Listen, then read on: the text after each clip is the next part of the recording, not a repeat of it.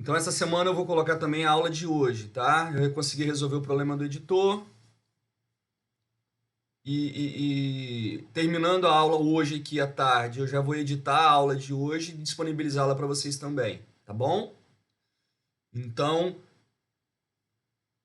aula da semana passada, o link vai estar hoje no Moodle e a aula de hoje, o link provavelmente vai estar amanhã, né? Porque eu edito hoje à tarde para a noite. Garantia mesmo é amanhã, tá bom? Bom, outra coisa. Essa semana passada eu falei que possivelmente nós teríamos uma avaliação, acabou que eu não fiz, pensei melhor. Resolvi deixar juntar essa parte de sais minerais também, que é a aula de hoje. Então, essa semana, amanhã, eu vou disponibilizar uma atividade avaliativa para vocês. Assunto: características gerais dos seres vivos, água e sais. Tá bom? Então eu disponibilizo ela amanhã, terça-feira. Vou disponibilizar no início da noite e ela fica aberta até terça-feira da semana que vem. Então vocês terão uma semana para desenvolver essa atividade avaliativa de características gerais dos seres vivos, água e sais minerais. Tudo bem? Show de bola. Então vai ser a nossa primeira atividade avaliativa, tá? Mais uma vez, repetindo, assim que eu disponibilizar a atividade avaliativa no Moodle, eu disparo uma mensagenzinha lá no grupo do WhatsApp para vocês ficarem informados a respeito disso, tá? Deve ser de 10 a 12 questões. Provavelmente 12 questõezinhas. Questões objetivas, só questão objetiva, tá? De características gerais dos seres vivos, água e sais minerais. É coisa simples, não nada muito extenso. Eu deixo aberto uma semana, até pela questão de 5 pontos.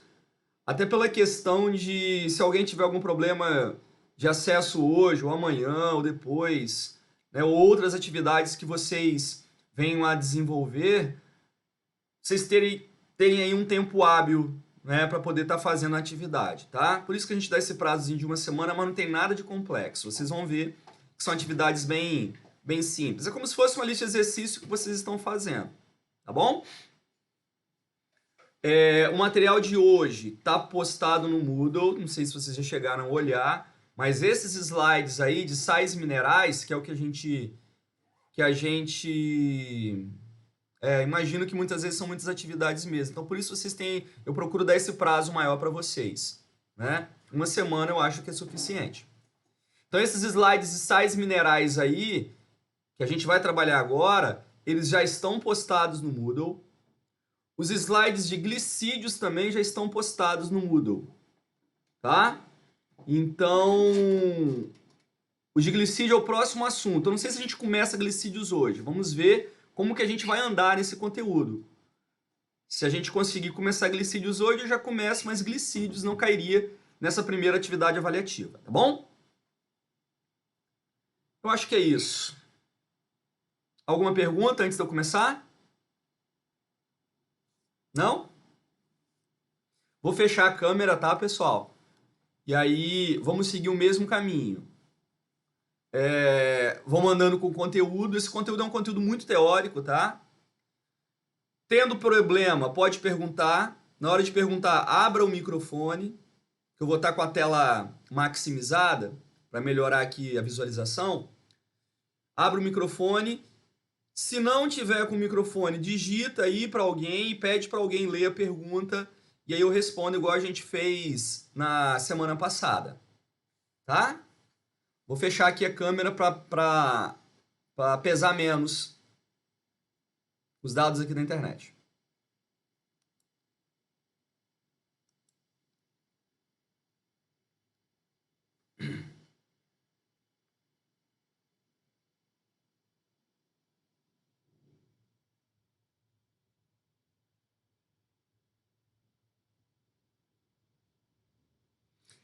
Quem tá com erro aí no microfone digita depois e pede para alguém ler, entendeu? Ou então anota que no final a gente pode estar tirando essas dúvidas também, tá, pessoal?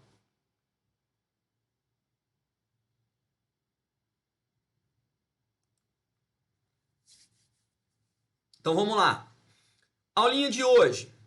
Continuando a bioquímica celular, continuando os compostos inorgânicos das células, hoje a gente vem com sais minerais. Vamos procurar reconhecer o que são, vamos procurar reconhecer quais são as suas características, vamos procurar reconhecer as formas de obtenção e o mais importante, quais são os principais sais e os seus papéis biológicos para o organismo. Tudo bem? Assim como nós fizemos lá na aulinha de água, vamos começar fazendo uma caracterização geral. Nessa caracterização geral, vamos procurar reconhecer as principais características associadas aos minerais e logo em seguida identificamos os principais minerais e as suas funções. Bom, primeiro são compostos inorgânicos, né? Quando nós identificamos as características gerais dos seres vivos, eu separei para vocês que todo ser vivo tem uma composição química complexa. Nessa composição química complexa, dois conjuntos de compostos são encontrados, orgânicos e inorgânicos. Os compostos inorgânicos são representados pela água e pelos sais minerais. Tá? Então, juntamente com a água, são compostos inorgânicos distribuídos numa diversidade muito grande no nosso organismo. São compostos, que não são produzidos pelo organismo. Não sendo produzidos pelo organismo, nós obrigatoriamente devemos obtê-los junto aos nossos alimentos. Por quê? Porque são compostos essenciais à nossa sobrevivência. São compostos que nós vamos necessitar em pequena quantidade, porém em grande variedade. A diversidade de sais minerais que nós temos no nosso organismo é muito grande. Eu posso citar aqui de uma vez só rápido, vários. Sódio, potássio, cloro, iodo, ferro, enxofre, magnésio, manganês, zinco, molibdênio. E posso falar mais um monte. Então a diversidade é muito grande.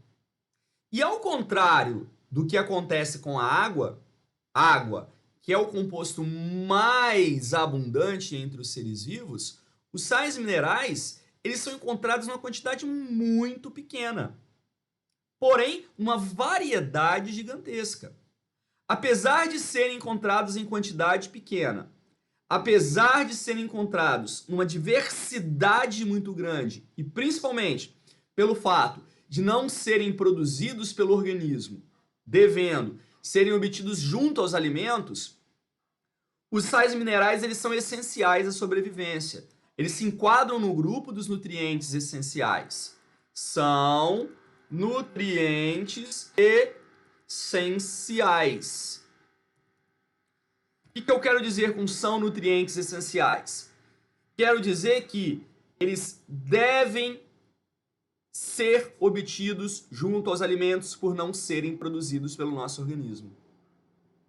E se não forem obtidos junto aos alimentos? Se não forem obtidos junto aos alimentos, o resultado é o quê? O resultado é o aparecimento de doenças carenciais.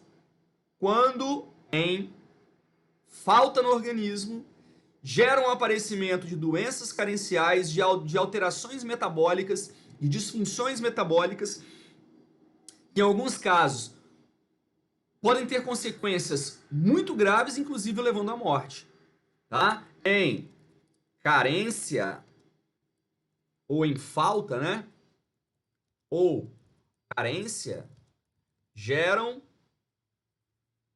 doenças carenciais ou deficiências metabólicas.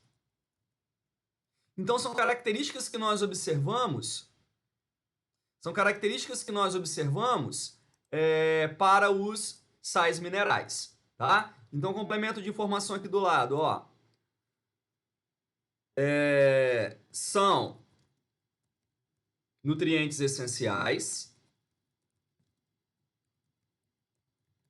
Quer dizer que eles são obrigatórios. Em carência ou falta, geram doenças carenciais ou disfunções metabólicas. Beleza? Bom, os sais minerais, no geral, eles podem ser obtidos, eles podem ser disponibilizados ao organismo de duas maneiras. Sob forma iônica, 2, sob fórmula integral. Podem ser atuantes sob forma iônica ou sob fórmula integral. O que eu quero dizer sobre forma iônica? Sobre forma iônica, eu quero dizer em forma de íons, né? Por exemplo, o sódio. O sódio ele é um sal mineral que a gente consegue ele junto ao sal de cozinha. O sal de cozinha é representado por quem? É representado pelo NaCl, né? NaCl, cloreto de sódio, é o sal de cozinha. Quando o NaCl ele é assimilado no organismo, NaCl, que é o sal de cozinha, certo? Ao entrar no organismo, logo em seguida ele é dissociado. Ele é dissociado no íon Na+, e no íon Cl-. Então, qual é a maneira que se aproveita o cloreto de sódio? O cloreto de sódio ele vai ser aproveitado em forma de íon sódio e íon cloreto. Então, o cloreto de sódio ele vai atuar sobre forma iônica, ou seja, ele é ionizado. E é o que vai acontecer com a maioria dos minerais do nosso organismo. A maioria dos minerais no nosso organismo, eles serão encontrados, eles serão disponibilizados sob forma iônica. A maioria em diversidade. A maior diversidade de minerais atuantes no nosso organismo, eles são atuantes sob forma iônica. Fórmula integral é aquele mineral que ele não foi ionizado. Carbonato de cálcio, ele não é ionizado. Ele vai atuar como carbonato de cálcio, certo? Então, ele não foi dissociado sob forma iônica, manteve sob sua fórmula integral, e normalmente os que atuam sob fórmula integral são constituintes estruturais de ossos, de dentes, constituintes estruturais esqueléticos, por exemplo. Tá? Então, duas formas de atuação. Ionizados. Os ionizados normalmente serão reguladores de vias metabólicas. E, sob fórmula integral, os que atuam sob fórmula integral normalmente serão sais minerais estruturais. Tá? E como eu escrevi lá em cima, a carência gera o aparecimento de doenças carenciais, assim como o excesso, em alguns casos, pode gerar algum tipo de problema, mas normalmente o excesso tende a ser eliminado por urina e fezes. Então são as características mais iniciais que nós temos a respeito dos minerais. Compostos inorgânicos, não produzidos pelo organismo, devendo ser obtidos junto aos alimentos, necessários em pequena quantidade e grande variedade, podem atuar sob forma iônica ou sob fórmula integral. Os que atuam sob forma iônica, no geral, são reguladores de vias metabólicas, reguladores do metabolismo, reguladores de reações químicas diversas, e os que atuam sob fórmula integral normalmente são componentes estruturais de tecidos diversos, principalmente os tecidos de sustentação. Sua carência gera o aparecimento de doenças carenciais e o excesso pode gerar algumas doenças de excesso, mas normalmente eliminado por fezes e urina. Atuam como componentes importantes na manutenção e formação de arcabouços esqueléticos. Toda vez que eu falar isso com vocês, eu estou dizendo que ele é um sal estrutural. Atuar como componente de arcabouço esquelético quer dizer que ele é estrutural. Atua como regulador enzimático de vias metabólicas. Toda vez que eu disser isso para você, quer dizer que ele é um sal regulador. Participam da composição de algumas moléculas orgânicas. Quando ele participa da composição de alguma coisa, ele é um sal que estrutura uma molécula orgânica. Porém, ele pode ser fundamental como um componente que regula a atividade da molécula orgânica. Ele pode ser estrutural ou regulador da atividade da molécula orgânica. Atua na manutenção do equilíbrio osmótico. O que é equilíbrio osmótico, pessoal? Equilíbrio osmótico é a regulação da taxa de hidratação das células, dos tecidos, tá? Equilíbrio osmótico quer dizer regulação da entrada e saída de água nas células. Isso é o que nós chamamos de equilíbrio osmótico. Em outras palavras, regular a taxa de hidratação das nossas células, dos nossos tecidos, do nosso organismo. Como que se regula uma taxa de hidratação? Por meio da variação das concentrações das soluções celulares, teciduais, orgânicas. Soluções mais concentradas requerem mais água, soluções menos concentradas perdem água. Então, através da variação da concentração das soluções, nós conseguimos alterar o quê? A taxa de hidratação das células, dos tecidos, do organismo. É o que nós chamamos de regulação osmótica. E como que eu consigo variar a concentração das soluções? Eu vou variar a concentração das soluções colocando mais ou menos soluto. Qual é o principal soluto que a gente adiciona ou tira da célula para variar a concentração e, consequentemente, equilibrar a taxa de água na célula? Os sais. Por isso, nós costumamos caracterizar os sais colocando para ele uma função geral de fundamental na manutenção do equilíbrio osmótico. Tá? Então, essas são as principais funções dos sais. Professor, Oi? poderia repetir essa parte de como acontece a regulação? Sim, vamos lá. A gente vai ter uma aula mais à frente que eu vou falar de transporte através de membrana e essa ideia de osmótica, de osmose vai ser muito melhor. Mas vamos entender aqui. Olha só. Vamos imaginar que esse círculo que eu estou colocando aqui é a célula. Beleza?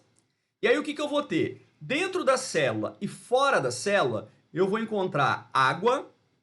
Dentro da célula e fora da célula, eu vou encontrar sais. Então eu encontro água e encontro sais tanto dentro quanto fora da célula.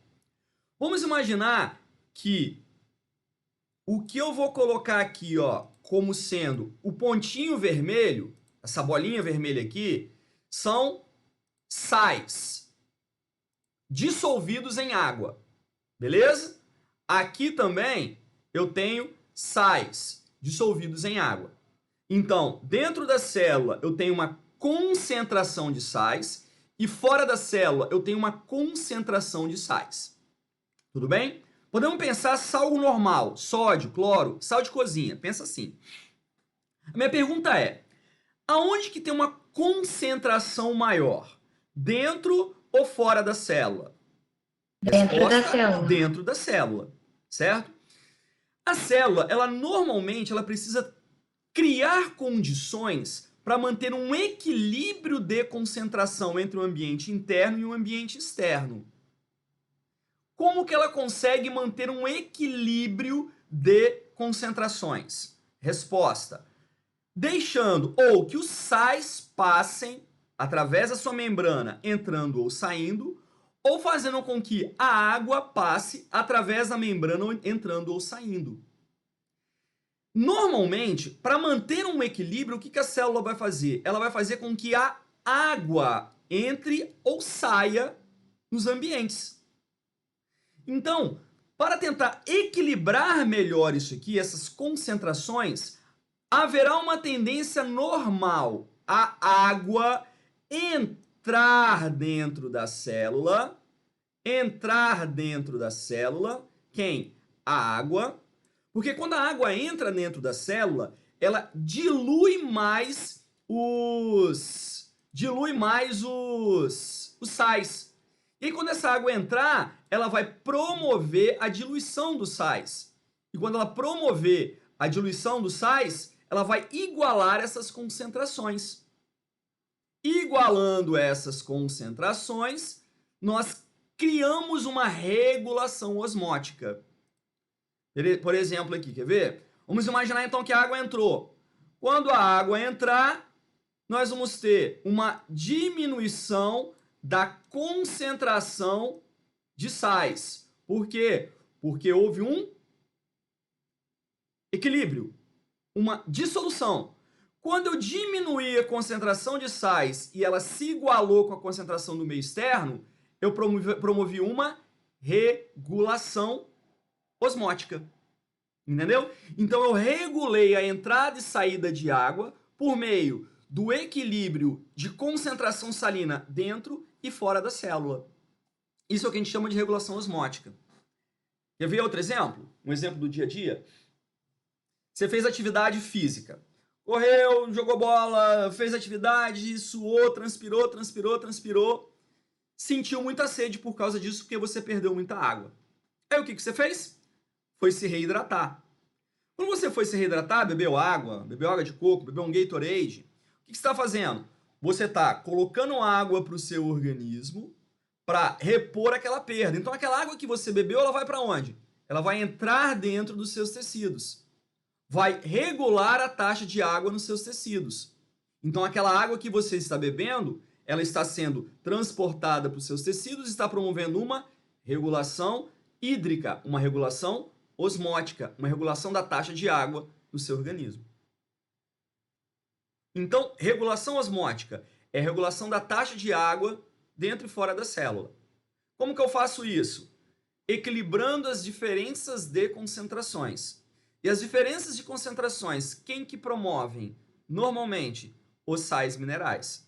Aumentando ou diminuindo a concentração de sal, você aumenta a captação de água ou diminui a captação de água, aumenta a perda de água ou diminui a perda de água. Promove-se uma regulação osmótica. Melhorou? Melhorou. A parte onde o senhor estava falando de menos concentração, ele perde água e mais concentração ganha água? Quem é menos concentrado perde água para quem é mais concentrado. Sempre vai ser assim. Quem é menos concentrado quer dizer que tem mais água sobrando. Quem é mais concentrado quer dizer que tem menos água sobrando. Então, o menos concentrado doa água para o mais concentrado para equilibrar as concentrações. Tudo bem? Obrigada, professor. Show de bola. Então, finalizando as funções gerais dos sais minerais, nós podemos caracterizar que, como funções gerais, eles vão atuar como componentes de estrutura esquelética, sal estrutural. Eles vão atuar como reguladores enzimáticos e de vias metabólicas, sal regulador. Eles vão atuar como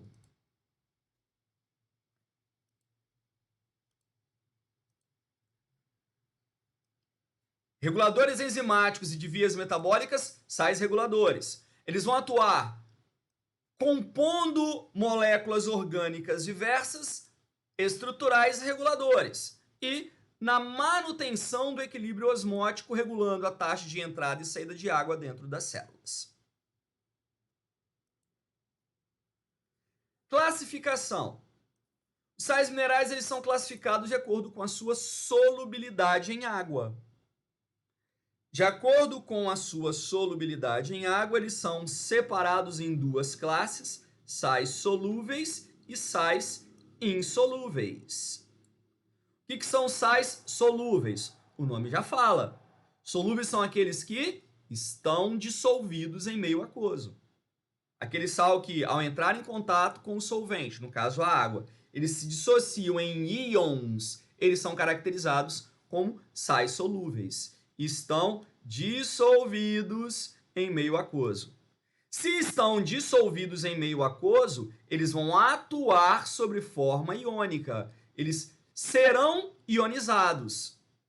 Aqui, ó, Fe2+, Cl-, Na+, K+, Ca2+, são todos eles sais que entraram no organismo, foram dissociados sob forma iônica e vão exercer este papel.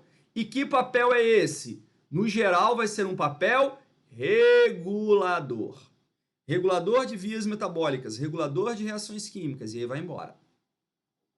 Exemplo que eu botei aqui é ferro, cloreto, sódio, potássio, cálcio, todos eles sob forma iônica, reguladores. Quando sais não estão dissolvidos, eles entram no organismo, mas não são dissociados em íons, eles serão sais insolúveis. Não estão dissolvidos em meio aquoso. Não estando dissolvidos em meio aquoso, eles vão atuar sobre fórmula integral. Atuam sobre fórmula integral. Ou seja, não estão dissociados em íons. Então, igual aqui em cima, o sódio e o cloro estão dissociados em íons, aqui embaixo, o carbonato de cálcio não está dissociado em íons. Ele atua em forma de carbonato de cálcio. E até um pouco entendível, por quê? Porque eles exercem papel estrutural. Estrutural de arcabouços esqueléticos. Estrutural de ossos, por exemplo, estrutural de dentes. Imagina, se os seus ossos, seus dentes, fossem formados por sais solúveis. Bateu água, os sais seriam retirados dos dentes, dos ossos. Você escovou o dente, você ia ionizar os minerais todos. Seus dentes iam enfraquecer devido à perda de minerais. Então, esses minerais, que eles são normalmente estruturais, eles são integrais, insolúveis. Então, é uma classificação bem simples que a gente faz, basicamente, analisando a solubilidade em água.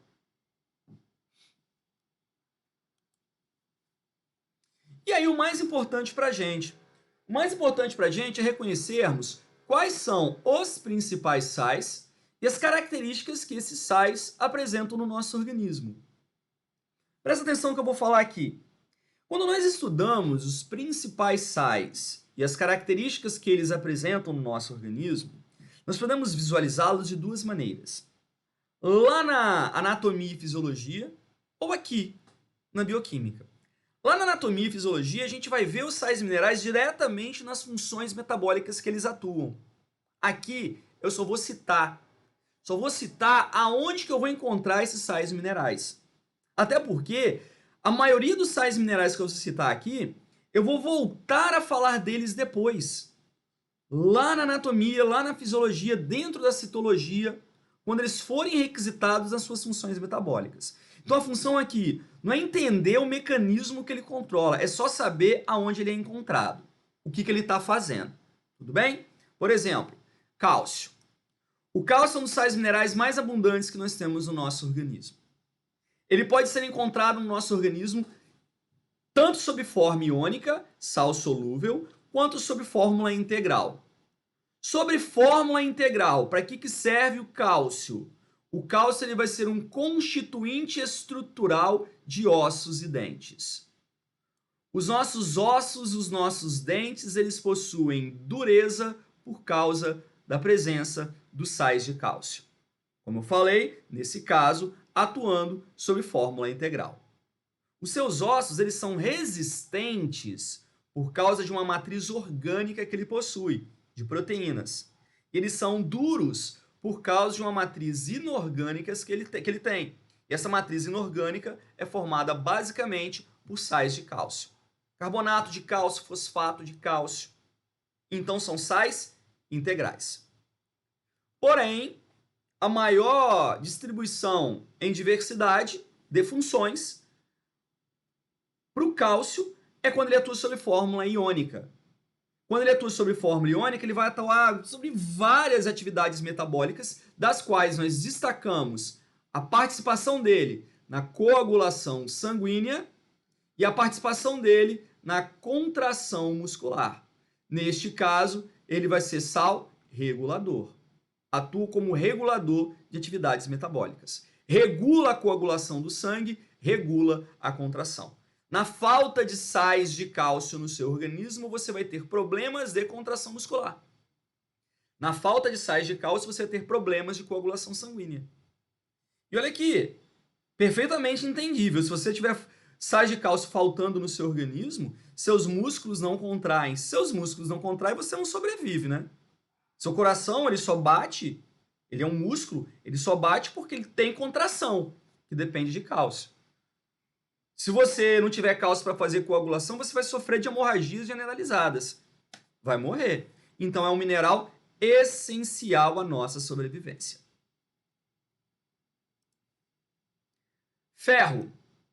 Os íons ferro, eles possuem funções diversificadas no nosso organismo, das quais nós destacamos, primeiro, e a mais marcante, a mais comentada, constituinte da molécula de hemoglobina. O que é hemoglobina, pessoal? A hemoglobina é um pigmento, é uma proteína. É uma proteína presente nos nossos glóbulos vermelhos, nas nossas hemácias. Os nossos glóbulos vermelhos são as células responsáveis pelo transporte de gases respiratórios, principalmente transporte de oxigênio. Então você vai levar oxigênio às diversas partes do corpo. Quem é que leva esse oxigênio? Os glóbulos vermelhos presentes no nosso sangue.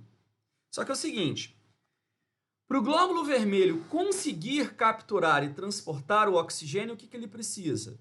Ele precisa ter no seu interior uma proteína chamada hemoglobina. Tá? Então, imaginemos que esse aqui é um glóbulo vermelho, uma hemácia. Beleza? Essa hemácia, ela vai transportar oxigênio no seu interior. Então, fora da célula, oxigênio, O2. Esse oxigênio precisa o quê? Precisa entrar na célula para ser aproveitado. Então, ele vai entrar dentro da hemácia. Quando ele entra na hemácia, ele vai interagir com uma molécula de hemoglobina. Então, dentro da hemácia, vai existir uma molécula de hemoglobina, que eu vou representar assim como HB, que vai reagir com o oxigênio e vai formar um composto oxihemoglobina. Esse composto oxihemoglobina é a forma com a qual o oxigênio é transportado no nosso organismo. Então, toda vez que for acontecer a distribuição de oxigênio no nosso organismo, é a oxihemoglobina que faz isso. É a hemoglobina a responsável por esse transporte. Tá? Quando chegar lá em nível de tecido, chegamos em nível de tecido. O oxigênio tem que sair de dentro da célula e ir para o tecido. Então, o que vai acontecer? A oxihemoglobina vai se desfazer, ela vai se desfazer, vai liberar novamente a hemoglobina, vai liberar o oxigênio, e o oxigênio vai sair de dentro da célula e vai ser liberado para os tecidos. Aí lá nos tecidos, o oxigênio vai ser utilizado para as atividades dele. No caso, a atividade dele vai ser utilizado para a respiração celular, para a produção de energia. Tudo bem? Então essa é a principal função da hemoglobina. E, consequentemente, para que a hemoglobina seja estruturada, há necessidade de ferro. Ferro 2+, ferro sob forma iônica. Hemoglobina, pigmento respiratório presente no citoplasma das hemácias, dos glóbulos vermelhos, responsável pelo transporte da maior parte do oxigênio que chega aos tecidos. Falta de oxigênio, de ferro, vai promover uma dificuldade, uma deficiência no transporte de oxigênio. Por quê? Porque se não tem ferro, a hemoglobina vai ser deficiente. Ela não consegue interagir com o oxigênio. E quando ela não consegue interagir com o oxigênio não é transportado normalmente às diversas partes do corpo. Resultado, os tecidos recebem menos oxigênio. O oxigênio vai ser usado para quê mesmo? Produção de energia. Se o oxigênio não chega, os tecidos não produzem energia. cria-se um quadro de carência energética, falta de energia, fraqueza extrema. A gente chama de anemia. Mais precisamente, anemia por deficiência de ferro é uma anemia ferropriva ou anemia carencial em ferro.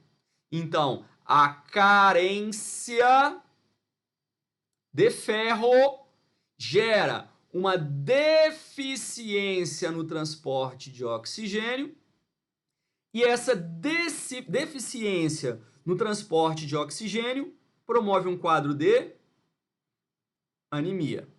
Qual o nome que nós damos à anemia ocasionada pela falta de ferro? Anemia ferropriva ou anemia carencial em ferro. Como que eu vou resolver o problema da anemia carencial em ferro? Você vai ter uma suplementação alimentar com alimentos que sejam ricos em ferro ou medicamentos que sejam ricos em ferro. Tá com anemia? Alimentos ricos em ferro. Quais são os melhores alimentos para te abastecer com ferro? O melhor alimento para te abastecer com ferro? Carne vermelha. Carne. Muitos falam do feijão. O feijão tem ferro, sim. Mas o ferro melhor aproveitado é o ferro que está presente nos alimentos de origem animal, mais precisamente na carne. Fígado, carne vermelha são os melhores fornecedores de ferro para o organismo. Tô com anemia. Quero repor de uma forma mais eficiente o ferro. Carne vermelha. Tá? Até porque o ferro, ele além de compor a hemoglobina, olha aqui, ele também compõe a mioglobina. O que é mioglobina? Mioglobina é uma proteína encontrada nos nossos músculos, que tem por finalidade guardar oxigênio, para que esse oxigênio seja usado pelas células musculares para a produção de energia. Então, mioglobina, qual é a função dela? A mioglobina tem a função de reserva de oxigênio nos músculos dos mamíferos. Proteína muscular que atua como principal transportador intracelular de oxigênio nos tecidos musculares, além de atuar no armazenamento de oxigênio nos músculos. Beleza? Toda vez, então, que você precisa produzir energia em nível muscular, você usa o oxigênio que chegou transportado pela hemoglobina, ou então usa o oxigênio que está guardado nas próprias células musculares associadas à mioglobina. Essa mioglobina, ela é rica em ferro. Quando você se alimenta de carne, você está se alimentando de músculo. Você está comendo muita mioglobina, consequentemente, muito ferro. Por isso, a carne é um dos principais fornecedores de ferro para o nosso organismo. Além disso, o ferro também é constituinte dos citocromos. O que é um citocromo? O citocromo é um complexo proteico que atua no processo de respiração celular, relacionado à produção de energia dentro das nossas células. Não vou entrar em detalhes dele agora, porque quando a gente falar de respiração celular, eu vou detalhar o citocromo e vou voltar a falar da participação do ferro no citocromo. Mas os citocromos, que são complexos de proteína responsáveis pela produção de energia lá nas mitocôndrias dentro das nossas células, eles precisam de ferro na sua constituição. Então deu para perceber que o ferro está muito ligado a quem? Ao oxigênio, à produção de energia. Então é um nutriente essencial ao nosso organismo. Oi? O senhor pode repetir o que está no círculo desse slide? Aqui é uma. Esse aqui é o Isso aí. seguinte: isso aqui, a bolinha é uma hemácia, é um glóbulo vermelho. Tá? A bolinha é uma hemácia, ó. Hemácia. Aqui. Essa aqui é a hemácia. Bom? O oxigênio, ele vai entrar dentro da hemácia e vai reagir com a hemoglobina, HB, hemoglobina, ó. Aí o oxigênio vai interagir com a hemoglobina, ó, formando um composto chamado oxihemoglobina. E é assim que ele é transportado a todas as partes do nosso corpo. Quando ele vai ser liberado aos tecidos, quando ele vai ser liberado aos tecidos, ele se solta da hemoglobina, ó, e vai para o tecido. Então, o que eu quis representar aqui? Eu quis representar uma hemácia transportando o oxigênio. Junto com quem? Com a hemoglobina. Que é quem? Que é a proteína que transporta oxigênio a todas as partes do nosso organismo. Tudo bem?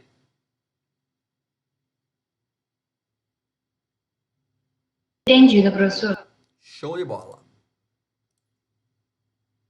Ao outro. Fosfato. Fosfato, ele vai atuar sob a forma de íon PO4 2-. PO4 2-. Fósforo mais oxigênio. A combinação do fósforo com o oxigênio a gente chama de íon fosfato. O íon fosfato, assim como acontece com o cálcio, ele também é constituinte de ossos e dentes. Os nossos ossos e os nossos dentes, eles possuem dureza por causa da presença de minerais. Quais são os dois minerais que promovem a dureza dos nossos ossos e dos nossos dentes? O cálcio e o fosfato. Participa da regulação osmótica. O que é regulação osmótica mesmo? Regular a entrada e saída de água dentro da célula. O que regula a entrada e saída de água dentro da célula? A presença de mais ou menos sais. E dentre os sais que participam da regulação osmótica, um dos principais é o fosfato. Constituinte dos nucleotídeos formadores dos ácidos nucleicos. Então vamos lá. O que é o ácido nucleico? Não sei se vocês lembram, mas o ácido nucleico é representado por duas moléculas. Uma molécula chamada DNA e uma outra molécula chamada RNA. DNA e RNA. Esses são os ácidos nucleicos. Acontece que os ácidos nucleicos, eles são moléculas muito grandes. Moléculas gigantescas. E essas moléculas grandes, elas são formadas pela união de moléculas menores. As moléculas menores que formam o DNA e formam o RNA são chamadas de nucleotídeos. Então, o DNA e o RNA são formados pela união de nucleotídeos. Beleza? Então, o que é um nucleotídeo? Um nucleotídeo é uma unidade que vai se unir a muitos outros nucleotídeos para formar um ácido nucleico. Ou um DNA, ou um RNA. Acontece que um nucleotídeo, por sua vez, ele tem 3 partes. Ele é formado pela junção de 3 outros compostos. Ele é formado pela união de um primeiro composto que nós chamaremos de um açúcar pentose, que é um açúcar. Ele é formado pela união de uma base nitrogenada e ele é formado pela união de um radical fosfato. Então, olha aqui o que eu estou falando. O nucleotídeo tem na sua composição fósforo. E, por sua vez, o nucleotídeo forma DNA e RNA. O que isso significa? Que o fosfato ele é essencial para a construção do DNA e do RNA. A gente vai trabalhar depois DNA e RNA, isso aqui eu vou refazer tudo para vocês com mais detalhes. Mas o que eu quero que você entenda? Que o fosfato é fundamental para o nosso material genético. O DNA e o RNA representam o nosso material genético. Todas as características que você tem estão escritas, estão lá, guardadinhas nas suas moléculas de DNA, que tem fósforo na sua composição. Então, o fosfato é essencial para as nossas características. Assim como existe um nucleotídeo especial responsável por armazenar e transferir energia para sua célula. Esse nucleotídeo que armazena energia para sua célula recebe o nome de ATP. O que é o ATP? ATP é a nossa molécula de energia. E a nossa molécula de energia, ela tem na sua composição fosfato. ATP é uma sigla. ATP é uma sigla. Uma sigla que significa o quê? ATP. ATP, ó. Trifosfato de adenosina. Isso é ATP. A de adenosina, T de tri, P de fosfato. Esse trifosfato de adenosina é o quê? É a nossa molécula energética. A molécula pela qual nós utilizamos a nossa energia. Então, as nossas moléculas energéticas dependem de quem? De fosfato. Fosfato ele é essencial para a sobrevivência de todo mundo. Ele está compondo DNA e RNA, ele está compondo ossos e dentes, ele está compondo as nossas moléculas de energia, ele está compondo os fosfolipídios. O que são fosfolipídios? Fosfolipídios são lipídios que têm fósforo. Ah, o que é lipídio? Lipídios são gorduras, são óleos. E existe um determinado tipo de lipídio, o fosfolipídio, que a finalidade dele é compor a membrana das células. Toda célula tem uma membrana. Toda célula tem uma membrana. Essa membrana é composta de quê? Ela é composta de fosfolipídio. Ou seja, uma gordura especial que tem fósforo na sua composição. Então, o íon fosfato, ele é constituinte dos fosfolipídios. Vai estar participando do sistema de membrana da célula. A gente vai voltar a trabalhar membrana, vou voltar a falar com vocês dos fosfolipídios, vou voltar a falar com vocês dos componentes fosfatídicos, o fósforo presente nesses fosfolipídios que compõem a membrana da célula. Tudo bem? Então, fechando o fosfato, constituinte estrutural de ossos e dentes, regulação osmótica, constituinte de nucleotídeos formadores de DNA e RNA, constituintes do ATP, que é a nossa molécula energética, constituinte dos fosfolipídios que compõem todo o sistema de membrana lipoproteica. Sódio. O sódio, ele veio junto aqui com o potássio, ó, na mesma página.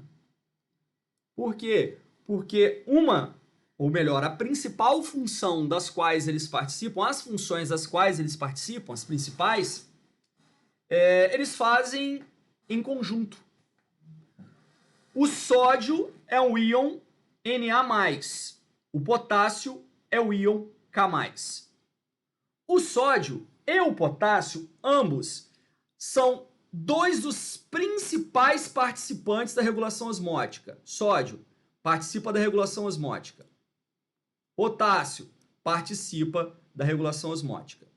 Então, dois dos principais íons participantes da regulação osmótica, sódio e potássio. Regulação osmótica, regular entrada e saída de água nas células. Beleza? Além disso, o sódio influencia diretamente na nossa pressão arterial. Exatamente por quê? Porque ele tem essa participação na regulação osmótica. Por exemplo, toda vez que você ingere muito sódio, o sódio vai primeiro para o sangue. E toda vez que tem muito sódio no sangue, o sangue fica muito concentrado. Se o sangue ficar muito concentrado, para equilibrar a concentração do sangue, o que vai acontecer? O nosso organismo vai tirar a água dos tecidos e vai lançar essa água para o sangue, para equilibrar a concentração do sangue. A água que sai do tecido vai para o sangue, vai acontecer o que com o volume do sangue? Vai aumentar. Se o volume do sangue aumenta, quer dizer que a pressão que o sangue exerce sobre a parede dos vasos sanguíneos, mais precisamente, a parede das artérias aumenta. Então, muito sódio no sangue quer dizer que absorveu muita água no sangue. O volume do sangue aumentou muito, a pressão aumentou. Quando você tira o sódio do sangue, a água sai do sangue e vai para os tecidos. Diminui o volume do sangue, diminui a pressão. Então, um dos fatores que influencia a pressão sanguínea, a pressão arterial, é exatamente o sódio. Por isso que quem é hipertenso é quem tem pressão alta, deve evitar ao máximo a ingestão de sódio. Se você tiver na sua casa aí alguém que é hipertenso, seu pai, sua mãe, seu avô, sua avó, pode ter certeza que eles ou não ingerem sal ou devem evitar ao máximo o sal. Por quê? Porque o sal pode promover um aumento exagerado da pressão. E aí a pessoa corre risco de ter um acidente vascular. Tá? Além disso, o sódio ele vai ser fundamental para criar e propagar os impulsos nervosos. Os nossos impulsos nervosos são impulsos elétricos.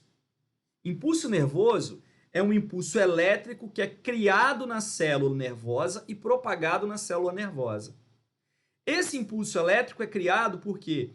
Por causa de uma diferença de concentração entre íons, porque íons têm carga elétrica. E quem participa dos impulsos nervosos? O sódio e o potássio. O potássio também vai atuar nos impulsos nervosos. Então, se eu perguntar para você, quais são os íons que participam diretamente da criação e da propagação dos impulsos nervosos, vocês vão me responder sódio e potássio. O potássio também participa do mecanismo de contração, além do que participa da normalização do ritmo cardíaco e, claro, do equilíbrio hídrico no organismo. Já falei aqui da regulação osmótica. Beleza? Então são dois íons essenciais para o nosso organismo. O sódio você consegue basicamente pelo sal de cozinha. O potássio é muito distribuído em alimentos diversos, principalmente alimentos de origem vegetal. Alimento rico em potássio, banana. Iodo. O iodo é um mineral essencial para o funcionamento de uma glândula chamada glândula tireoide. Existe uma glândula situada na região mediana do nosso pescoço, na região da frente. Se você passar a mão no seu pescoço, você vai sentir uma elevaçãozinha pequena. Nos homens é maior do que nas mulheres, chamado gogó, ou pomo de Adão. Logo atrás desse gogó, um pouquinho abaixo, bota aí uns 2 dedos abaixo desse gogó, você tem a tireoide, que é uma glândula produtora de hormônios. Mais precisamente, 3 hormônios, os quais 2 hormônios, deixa eu puxar aqui, ó, dos quais 2 hormônios possuem iodo na sua composição. A glândula tireoide, ela vai produzir. A glândula tireoide vai produzir um hormônio chamado, olha o nome dos hormônios, ó. Triiodotironina, representado pela sigla T3. Outro hormônio, tetraiodotironina, ou tiroxina, representado pela sigla T4. Olha o nome desses hormônios: triiodotironina, tetraiodotironina, T3 e T4. São hormônios que têm o que na sua composição, pessoal? O nome já fala.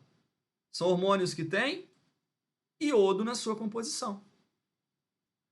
A falta de iodo vai fazer com que esses hormônios não sejam produzidos. A falta de iodo determina carência na produção desses hormônios, o que gera um quadro que nós chamamos de hipotireoidismo. A carência gera um quadro de hipotireoidismo. Agora olha o raciocínio.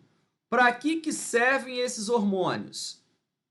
Entre as suas funções, a principal são hormônios estimulantes do metabolismo. Ó, são hormônios estimulantes do metabolismo. O que eu quero dizer com isso? Eles estimulam o funcionamento das reações do nosso organismo. Mais precisamente, pessoal, esses hormônios serão fundamentais para desencadear a produção de energia pelas nossas células. Tudo no nosso organismo quase depende de energia. Então, eles desencadeiam as atividades metabólicas. Se não tiver esses hormônios, o que vai acontecer? Se não tiver esses hormônios, vai haver um menor estímulo metabólico. Esse menor estímulo metabólico vai caracterizar o hipotireoidismo. O hipotireoidismo, ele se caracteriza por diminuição da atividade metabólica tecidual, fraqueza, sonolência, falta de ímpeto para realizar tarefas, ganho de peso sem causa aparente. A pessoa engorda muito sem causa aparente. Por quê? Porque não está tendo estímulo para usar os nutrientes energéticos para a produção de energia. Se o nutriente energético não está sendo usado para produzir energia, ele vai ser armazenado. E tudo que é armazenado no nosso organismo vira gordura. Se não está produzindo energia, guarda nutriente em forma de gordura. E vai haver o crescimento da glândula tireoide. A glândula tireoide ela vai crescer. Vai formar na região do pescoço um grande caroço. Esse grande caroço a gente chama de bócio. Então, esse hipotireoidismo, ele vai gerar um quadro com alguns sintomas. Alguns sintomas clássicos. Então, o que acontece no hipotireoidismo? Baixa atividade metabólica. Sonolência. Fraqueza, ganho de peso sem causa aparente,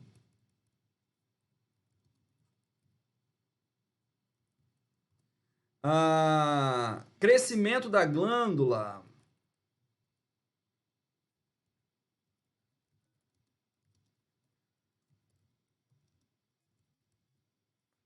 tireoide. Esse crescimento da glândula tireoide nós chamamos de bócio. Mais precisamente, bócio endêmico. São alguns dos sintomas associados ao hipotireoidismo. Beleza? O iodo, ele é um alimento que é um nutriente, é um mineral que ele é muito distribuído em alimentos diversos. Sais, frutos do mar, rico, mas é lei no Brasil que o iodo seja adicionado ao sal de cozinha. O sal que você usa no seu dia a dia, ele é tratado com iodo.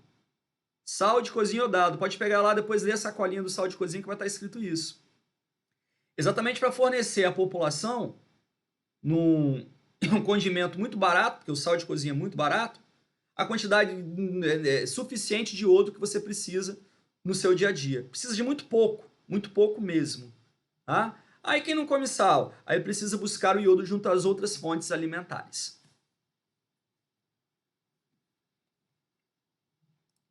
Próximo, magnésio. Magnésio vai ser encontrado no nosso organismo sob forma iônica, Mg2+, e também sob forma estrutural. Sob forma estrutural, ele vai ser constituinte de ossos e dentes, junto com o fosfato, junto com o cálcio. O magnésio também é importante para ossos e dentes. Em forma iônica, ele vai ser importante para a contração muscular. Quando nós trabalharmos com contração, eu vou mostrar para vocês como que o magnésio participa do processo de contração. E também na transmissão do impulso nervoso de uma célula para outra. Quando nós trabalharmos tecido nervoso, eu vou mostrar a participação do magnésio nessa transmissão de impulso nervoso de uma célula para outra. Vai ser fundamental para ativar inúmeras reações químicas dentro da nossa célula relacionada à produção de energia. Então, reações químicas diversificadas dependem de magnésio. Dentre as mais variadas reações, cita-se aquelas relacionadas à produção de energia. Lá nas plantas, ele é importante para a clorofila, que a planta usa para absorver luz e realizar fotossíntese. Cobre. Cobre, Cu2+, importantíssimo para controlar atividades enzimáticas relacionadas à construção dos nossos tecidos conectivos, bem como para a construção dos pigmentos que protegem a nossa pele, a melanina. Então, enzimas diversas do nosso tecido conjuntivo e melanina, que é o pigmento que protege a nossa pele, depende de cobre. Tá? A melanina é o que dá cor à sua pele.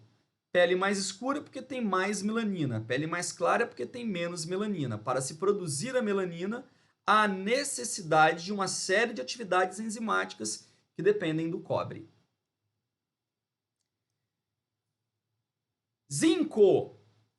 O zinco, ele é um mineral importantíssimo para diversas atividades metabólicas do nosso organismo, regulando a atividade de proteínas. Professor, Oi. você está passando alguma coisa na tela? Porque parou no sódio e potássio. Tô passando. Pra mim tá tudo ok aí onde o senhor tá explicando. Tô no zinco. Deve ter sido o seu aí que parou, que travou. Agora foi, obrigada. Aí é o seu que tá demorando. Zinco. O zinco, ele é fundamental para a atividade de inúmeras enzimas no nosso organismo. Quando eu falo enzimas, vocês devem lembrar do que é enzima, né? Enzima é aquele composto, aquela proteína que vai regular as reações químicas dentro das nossas células. Muitas enzimas, para funcionar, dependem do auxílio de alguns complementos. Quais são os complementos que regulam a atividade das enzimas? Normalmente, as vitaminas ou os sais minerais, ou os dois juntos. Aqui, então, a gente está mostrando alguns sais minerais que regulam a atividade de enzimas. O cobre, como eu falei, ele atua regulando a atividade de enzimas do nosso tecido conjuntivo, relacionado à produção de melanina na pele, e o zinco, enzimas diversas, principalmente enzimas ligadas ao controle da atividade cerebral e muscular. Então, zinco, fundamental para a atividade de cérebro e músculo. Ainda, fundamental para enzimas relacionadas à produção de energia, à respiração dos nossos tecidos. Ainda, fundamental para enzimas relacionadas ao metabolismo de proteínas e carboidratos. Quer dizer, para produzir, para degradar proteína, para transformar carboidratos, nós precisamos de enzimas que têm zinco. Então, um dos minerais com função mais diversificada no nosso organismo, regula a atividade de enzimas diversas. Bem como ele é fundamental também para a atividade hormonal.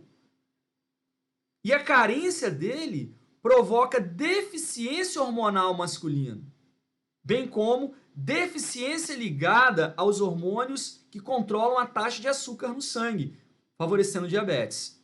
Então é um mineral que ultimamente ganhou muito destaque, merece um grande destaque. Por quê? Porque ele é um mineral que tem uma participação muito efetiva no controle, na regulação de muitas atividades metabólicas.